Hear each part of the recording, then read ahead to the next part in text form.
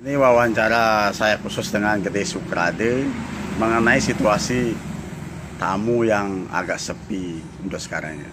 Kenapa Gede bisa tamunya kok sepi nih, kenapa? Kalau yang sepi, kalau yang sepi di mana ada kan ya sepi di dia kalau udah punya memang dia kalau udah dia nonton sebagai tamu yang ini pakai yang samu ini ada lagi banyak sekali tidak ada punya. Kok berkurang sekali kedatangan tamu tuh, gimana Pak Gede?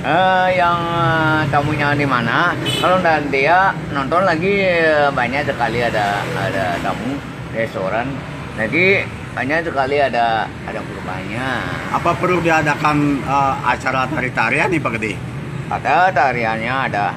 Tarinya? Ya tarian di itu namanya. Tari apa itu Pak Gede? Tari legong itu. Legong ya? Iya. Kalau Gede disuruh nari legong bisa nggak? Nggak bisa. Nggak bisa. Berarti perlu diapain nih biar tamu-tamunya bisa rame Pak Gede?